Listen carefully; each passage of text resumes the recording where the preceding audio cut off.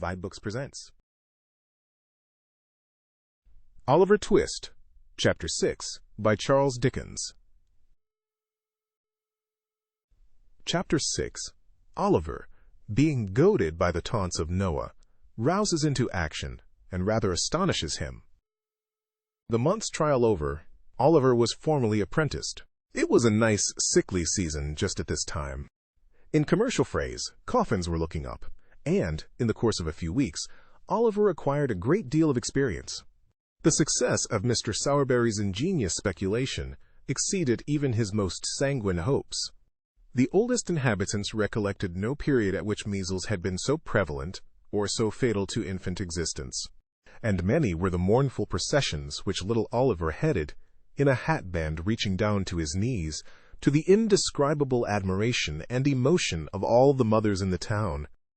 As Oliver accompanied his master in most of his adult expeditions too, in order that he might acquire that equanimity of demeanor and full command of nerve which was essential to a finished undertaker, he had many opportunities of observing the beautiful resignation and fortitude with which some strong-minded people bear their trials and losses.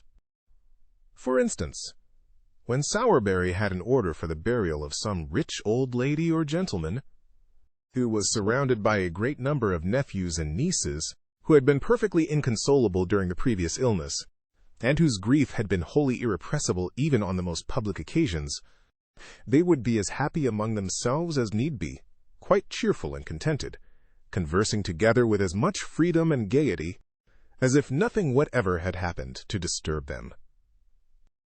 Husbands, too, bore the loss of their wives with the most heroic calmness. Wives, again, put on weeds for their husbands, as if, so far from grieving in the garb of sorrow, they had made up their minds to render it as becoming and attractive as possible. It was observable, too, that ladies and gentlemen who were in passions of anguish during the ceremony of interment recovered almost as soon as they reached home, and became quite composed before the tea-drinking was over. All this was very pleasant and improving to see, and Oliver beheld it with great admiration. That Oliver Twist was moved to resignation by the example of these good people, I cannot, although I am his biographer, undertake to affirm with any degree of confidence. But I can most distinctly say that for many months he continued meekly to submit to the domination and ill-treatment of Noah Claypole, who used him far worse than before. Now that his jealousy was roused by seeing the new boy promoted to the black stick and hat band, while he, the old one, remained stationary in the muffin cap and leathers. Charlotte treated him ill because Noah did, and Mrs. Sowerberry was his decided enemy because Mr. Sowerberry was disposed to be his friend. So between these three on one side and a glut of funerals on the other, Oliver was not altogether as comfortable as the hungry pig was when he was shut up, by mistake, in the grain department of a brewery.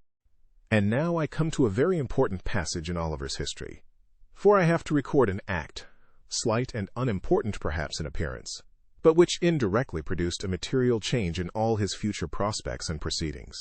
One day Oliver and Noah had descended into the kitchen at the usual dinner hour, to banquet upon a small joint of mutton, 1.5 pounds of the worst end of the neck. When Charlotte being called out of the way, there ensued a brief interval of time, which Noah Claypole, being hungry and vicious, considered he could not possibly devote to a worthier purpose than aggravating and tantalizing young Oliver Twist.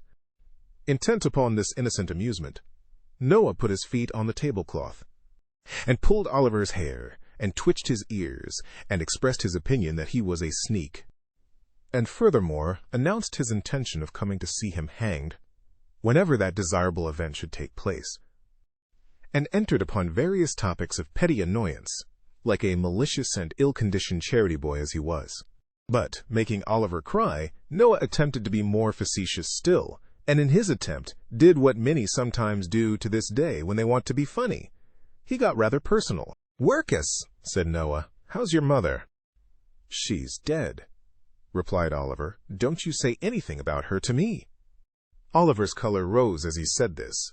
He breathed quickly, and there was a curious working of the mouth and nostrils, which Mr. Claypole thought must be the immediate precursor of a violent fit of crying. Under this impression he returned to the charge. "What did she die of, Workus?" said Noah. "Of a broken heart," "Some of our old nurses told me," replied Oliver, more as if he were talking to himself than answering Noah. "I think I know what it must be to die of that." "Tolderololol, rightful Larry Workus," said Noah, as a tear rolled down Oliver's cheek. "What set you a-sniveling now?" "Not you," replied Oliver sharply. "There, that's enough. Don't say anything more to me about her. You better not." "Better not?" exclaimed Noah. "Well, better not?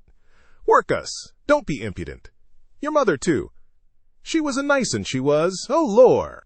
And here Noah nodded his head expressively and curled up as much of his small red nose as muscular action could collect together for the occasion. "Yer no, Workus," continued Noah, emboldened by Oliver's silence, and speaking in a jeering tone of affected pity, of all tones the most annoying. "Yer no, Workus, it can't be helped now. And of course you couldn't help it then, and I'm very sorry for it.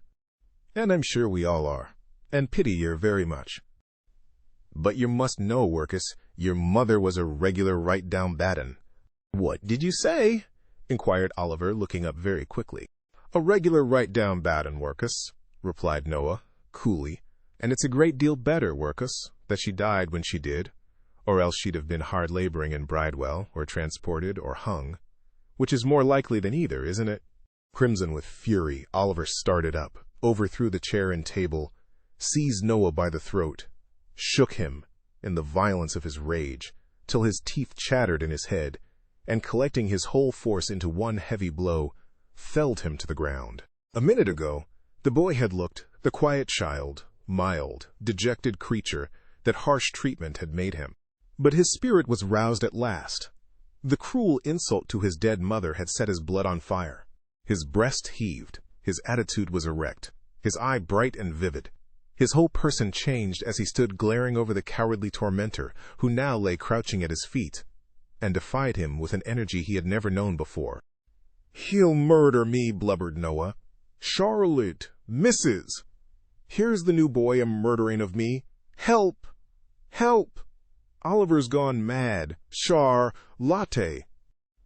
Noah's shouts were responded to by a loud scream from Charlotte, and a louder from Mrs. Sowerberry, the former of whom rushed into the kitchen by a side door, while the latter paused on the staircase till she was quite certain that it was consistent with the preservation of human life to come further down. "Oh, you little wretch!" screamed Charlotte, seizing Oliver with her utmost force, which was about equal to that of a moderately strong man in particularly good training. "Oh, you little ungrateful, murderoo, HOR-rid villain!" And between every syllable, Charlotte gave Oliver a blow with all her might, accompanying it with a scream, for the benefit of society. Charlotte's fist was by no means a light one, but, lest it should not be effectual in calming Oliver's wrath, Mrs. Sowerberry plunged into the kitchen and assisted to hold him with one hand while she scratched his face with the other. In this favorable position of affairs, Noah rose from the ground and pommeled him behind.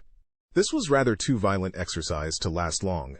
When they were all wearied out and could tear and beat no longer, they dragged Oliver, struggling and shouting, but nothing daunted, into the dust cellar, and there locked him up. This being done, Mrs. Sowerberry sunk into a chair and burst into tears. "Bless her, she's going off," said Charlotte. "A glass of water, Noah, dear. Make haste." "Oh, Charlotte," said Mrs. Sowerberry, speaking as well as she could, through a deficiency of breath and a sufficiency of cold water, which Noah had poured over her head and shoulders.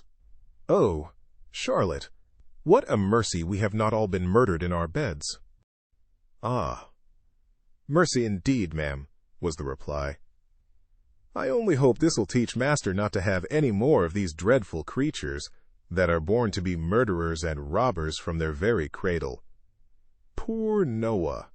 He was all but killed, ma'am, when I came in." "Poor fellow," said Mrs. Sowerberry, looking piteously on the charity boy.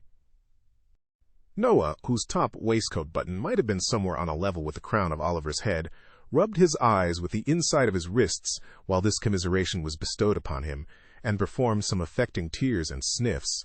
"What's to be done?" exclaimed Mrs. Sowerberry. "Your master's not at home, there's not a man in the house, and he'll kick that door down in 10 minutes. Oliver's vigorous plunges against the bit of timber in question rendered this occurrence highly probable. "Dear, dear, I don't know, ma'am," said Charlotte, "unless we send for the police officers." "Or the military," suggested Mr. Claypole. "No, no," said Mrs. Sowerberry, bethinking herself of Oliver's old friend. "Run to Mr. Bumble, Noah, and tell him to come here directly, and not to lose a minute. Never mind your cap. Make haste. You can hold a knife to that black eye. As you run along, it'll keep the swelling down." Noah stopped to make no reply, but started off at his fullest speed, and very much it astonished the people who were out walking to see a charity boy tearing through the streets pell-mell, with no cap on his head and a clasp knife at his eye. Thank you for tuning in to vibeBooks. We hope you enjoyed this journey. Please consider liking, commenting, and subscribing to our channel. Check out our playlist or explore vibeBooks for more classic stories. Until next time, happy listening.